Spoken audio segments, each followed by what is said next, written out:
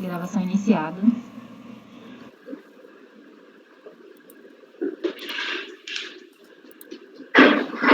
Voltamos no intervalo agora. A gente vai já fazer a pauta de hoje à tarde, né? 16 de julho de 2020, às 14 horas. Essa é a pauta que a gente vai fazer agora. Temos 2 processos só. Um do doutor Luiz Eduardo e um da doutora Vanessa. Então vamos começar com o item 80. Recorrente, Indusval Financeira, Crédito, Financiamento e Investimento. Recorrida Fazenda. Relator doutor Luiz Eduardo. Perfeitamente, presidente. Já se encontra a minuta na pasta compartilhada e trata-se aqui de PIS. O período é 30/4 do ano de 2003. E o assunto é ônus probatório do indébito numa DECOMP e temos uma questão importante de conhecimento também para discutir. O recurso é do contribuinte. Vamos ao processo. Originalmente foi feito um pedido de restituição do sujeito passivo, alegando pagamento indevido no período de apuração, abril de 2003. A Delegacia da Receita Federal apreciou o pedido, indeferiu e não homologou a DECOMP, porque foram localizados pagamentos relacionados, mas integralmente utilizados para quitação de débitos declarados pelo contribuinte, não restando pelos registros da Receita Federal crédito disponível para compensação. O sujeito passivo apresentou manifestação de inconformidade, requerendo o deferimento do crédito pleiteado e alegando nulidade do despacho decisório por falta de motivação e alegando ainda que existiria um outro DARF no mesmo valor, no mesmo período e que por lapso não foi informada sua existência. A DRJ de São Paulo apreciou a manifestação de inconformidade, negou-lhe provimento, afastando a preliminar de nulidade e entendendo que os alegados créditos seriam oriundos de recolhimentos que foram alocados a débitos. Então, o sujeito passivo apresentou recurso voluntário, repisando as alegações da manifestação de inconformidade.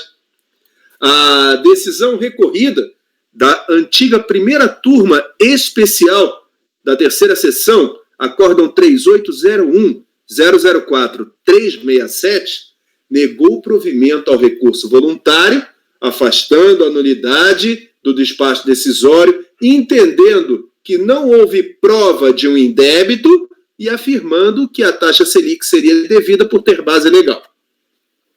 O sujeito passivo, então, apresentou recurso especial para discutir 2 matérias. A primeira, nulidade do despacho decisório, lá atrás por ausência de fundamentação. E a segunda, busca da verdade material por necessidade da realização de diligência antes de proferida qualquer decisão. O paradigma para essa segunda matéria apresentado foi o acórdão 3301-002-321. Alega o recorrente que os documentos, já acostados aos autos, demonstrariam o direito creditório da recorrente, ou, no mínimo, comprovaria a existência de sérios indícios de sua existência, o que permitiria a realização de diligência para uma melhor verificação e apuração da situação. Pois bem, o presidente da Câmara deu parcial seguimento ao recurso especial somente quanto a essa segunda matéria, necessidade de diligência. A análise de admissibilidade foi mantida pela presidência da Câmara Superior em sede de reexame. Então, encontra razões a Fazenda Nacional, preliminarmente pede o não conhecimento do recurso por falta de similitude fática entre o recorrido e o paradigma, e no mérito requer negativa de provimento ao recurso para manutenção da decisão recorrida. Presidente, esse é o relatório. Posso passar ao voto? Isso, vou direto ao voto. Obrigado. com relação ao conhecimento, eu não conheço desse recurso por falta de similitude fática entre o recorrido e o paradigma. Explico. No recorrido, não foram trazidos aos autos quaisquer elementos, além das próprias declarações do contribuinte, que são informações sobre sua própria responsabilidade, o que não pode comprovar o crédito.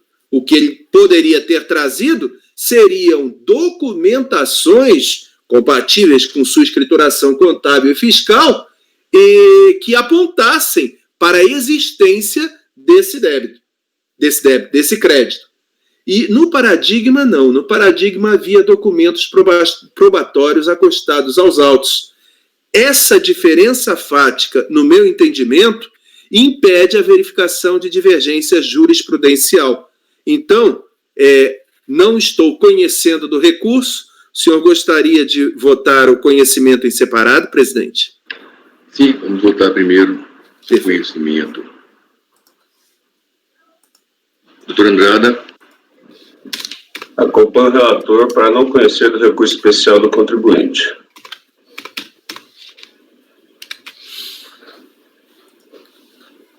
Doutora Tatiana. O relator foi muito claro no voto. Eu acompanho o relator.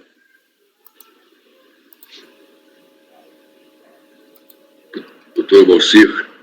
Com o relator. Doutor Jorge. Acompanho o relator pelo não conhecimento, presidente. Doutora Érica. Com o relator.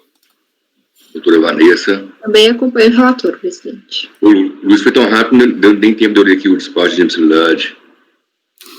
Tão rápido que ele votou. Também voto com o relator. Não conhecer o recurso. Então, por unanimidade de voto, não se conheceu do recurso especial interposto pelo contribuinte. Esse foi o item 80.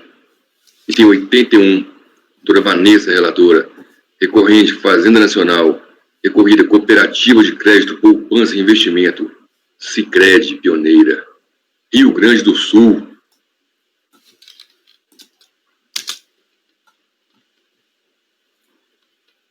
Com a palavra a relatora.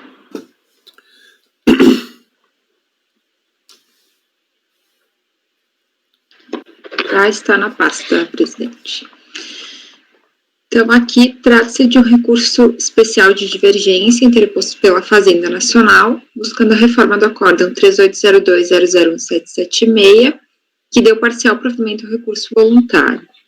Então, a ementa do acórdão recorrido. Deverá ser admitida a compensação indeferida unicamente com base em DCTF declarada erroneamente, uma vez comprovado o direito creditório em favor da interessada.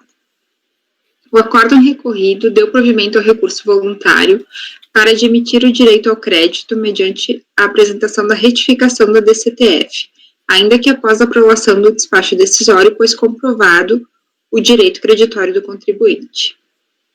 Não resignada com o acórdão, a Fazenda interpôs recurso especial, suscitando divergência com relação ao reconhecimento pela decisão recorrida que é possível retificar a DCTF mesmo após o despacho decisório, não configurando óbice a análise do mérito do direito creditório pleiteado.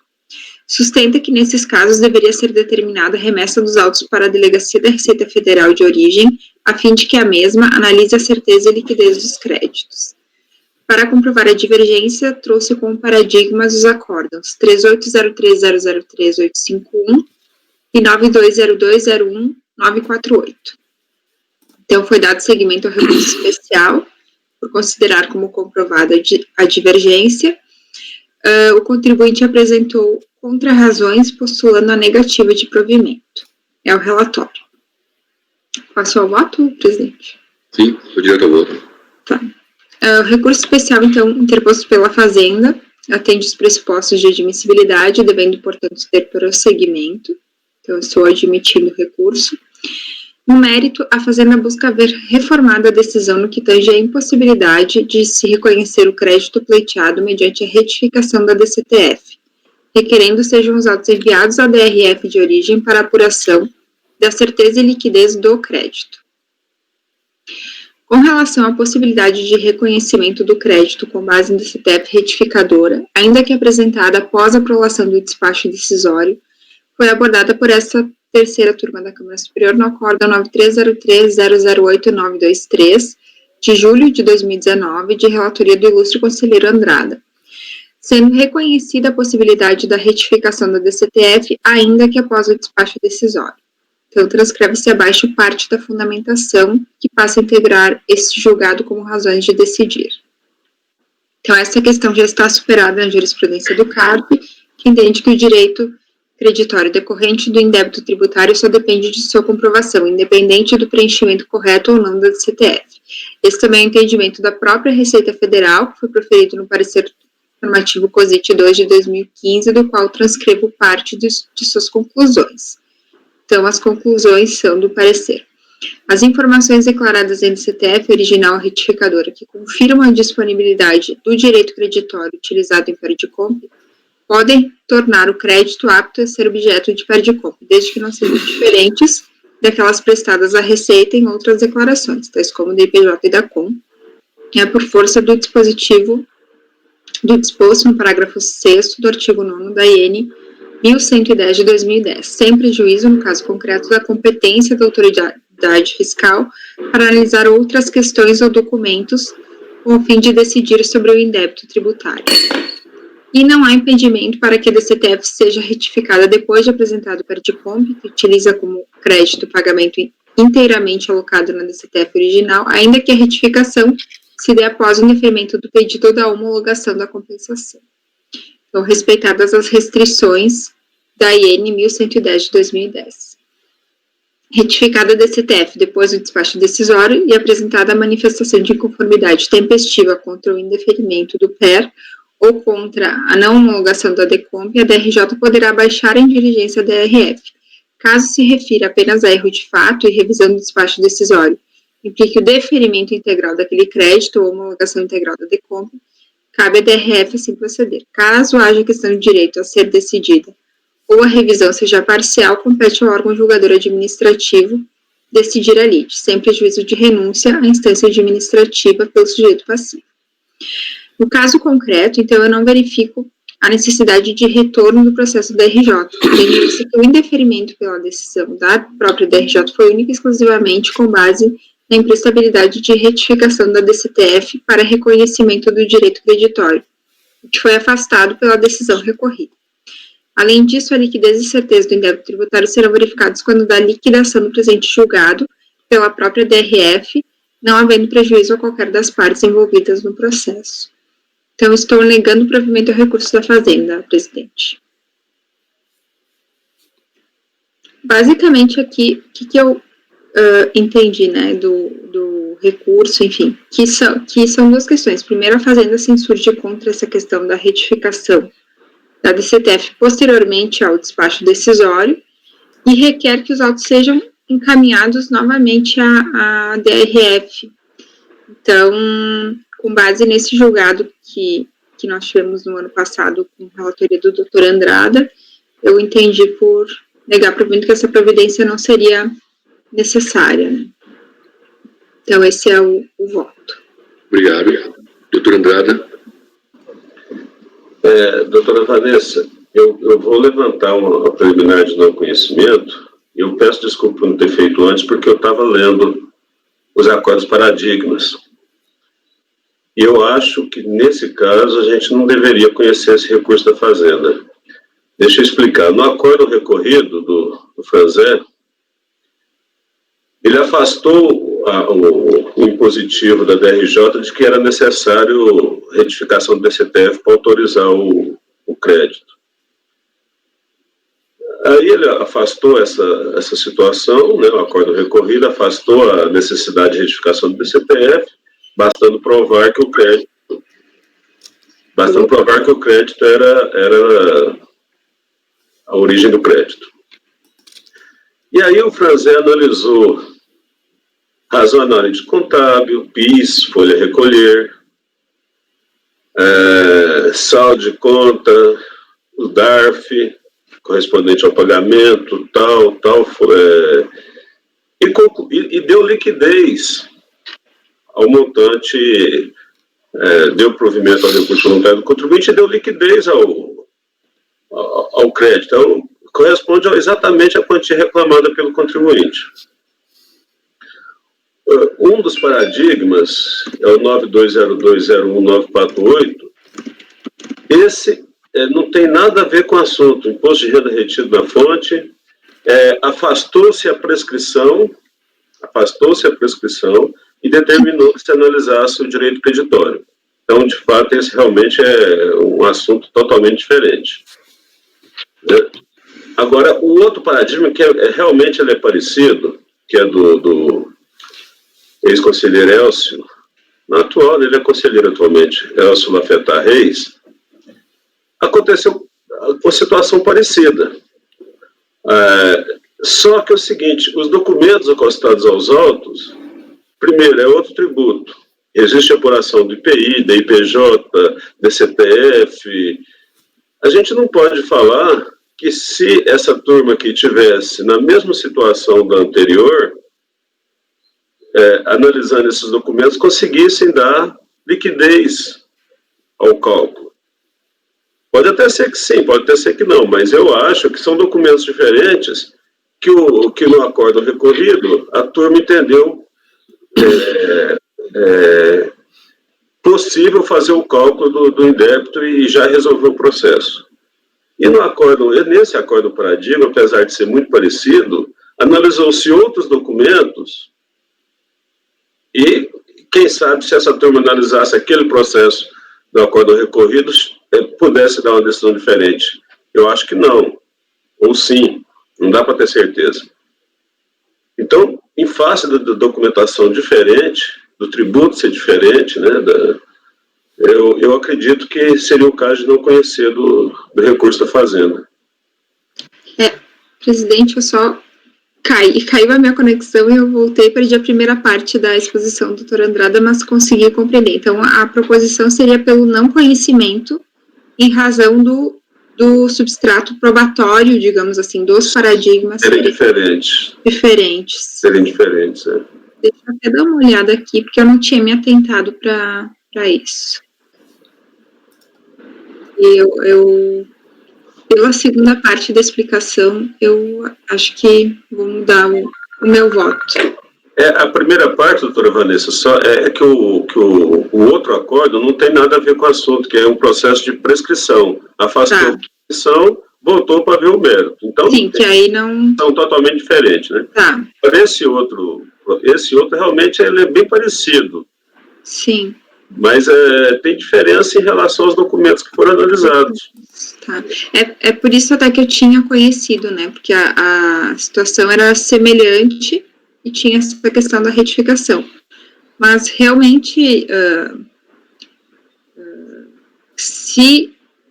nesse caso, a contribuinte já trouxe toda a documentação para embasar a liquidez, né? Então, enfim, ficaria diferente do outro caso. Então, eu vou mudar o voto da admissibilidade, presidente, para o não conhecimento com base nessas exposições do doutor Andrada. Acompanhe a relatora, presidente. Então, a doutora Vanessa está mudando o voto para não conhecer. Voto para não conhecer do recurso especial da Fazenda, é isso? Isso. Uhum. Doutora Andrada. Acompanhe a relatora, presidente. Doutora Tatiana. Acompanhe a relatora. Doutor Luiz. Também acompanha a relatora, presidente. Doutor Valcia. Com relatora. Doutor Jorge. Com relatora, presidente. Doutora Érica. Com a relatora. Doutora Vanessa. Relatora. Eu também acompanho a relatora, doutora Vanessa. Então, por unanimidade de votos, não se conhecia do recurso especial interposto pela Fazenda. Com isso, encerramos a pauta dessa quinta-feira, dia 16. Vamos parar de gravar.